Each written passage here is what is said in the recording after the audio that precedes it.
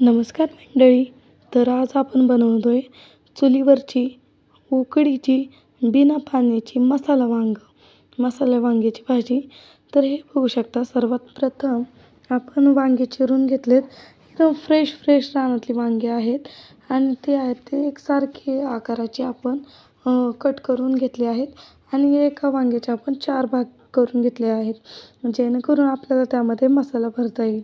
तर हे बघू शकता तुम्ही, हिरव्यागार देठाची मस्त अशी हिरवी वांगी घेतलेली आहेत ही.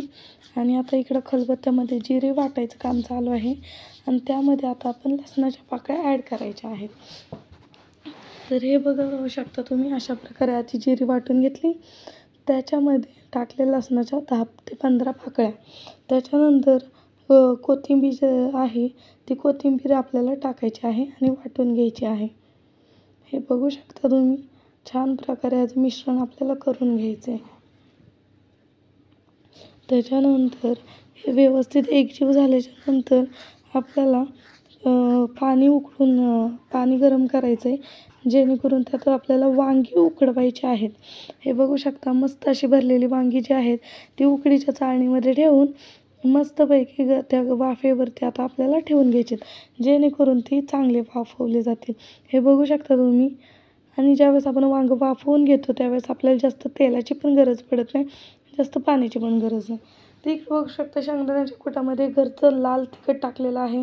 त्यानंतर तुम्हाला अजून काय ॲड करायचे असतील मसाले ते देखील तुम्ही करू शकता. त्याच्यानंतर मीठ टाकलेलं आहे चवीनुसार, म्हणजे वांग्याच्या क्वांटिटीनुसार, आणि थोडंसं 1 चमचाभर तेल टाकायचं आहे आपल्याला. आणि हे तेल टाकल्याच्यानंतर जो कुटून घेतलेला, खलबत्त्यामध्ये कुटून घेतलेला जो मसाला आहे तो आपल्याला त्यामध्ये मिक्स करून सगळा मसाला जो आहे तो एकजीव करून घ्यायचा आहे. तर हे बघू शकता तुम्ही, व्यवस्थित असं सगळं मिश्रण झालेलं आहे आपलं. आणि त्याच्यानंतर हे सगळं व्यवस्थित करायचं. त्यामध्ये आपल्याला पाणी वगैरे टाकायचं नाही आहे. हे मसाले जे आहे त्या मसाल्याद्वारे पाणी टाकायची गरज नाही पडत, त्यामुळेच आपला मसाला आहे तो ओला होतो. व्यवस्थित असं त्याला मिक्स करून घ्यायचं आहे.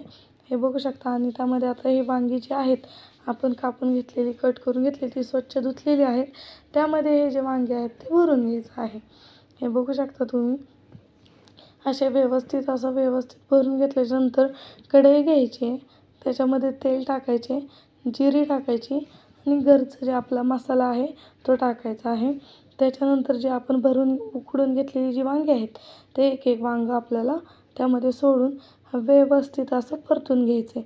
आणि हे वांगं इतकं चविष्ट आणि एवढं टेस्टी लागतं ना, तुम्ही नक्की ट्राय करा, तुम्हाला नक्की आवडेल. हे बघू शकता, व्यवस्थित असं त्याला परतून घ्यायचं आहे. आणि परतून घेताना आपल्याला 5 ते 10 मिनटं त्याला वाफेवर पण ठेवायचं आहे. परत तुम्ही 10 ते 15 मिनटासाठी झाकून ठेवू शकता. तर हे बघू शकता, आपली वांग्याची भाजी तयार आहे. पुन्हा भेटू नवीन व्हिडिओमध्ये. तोपर्यंत नमस्कार.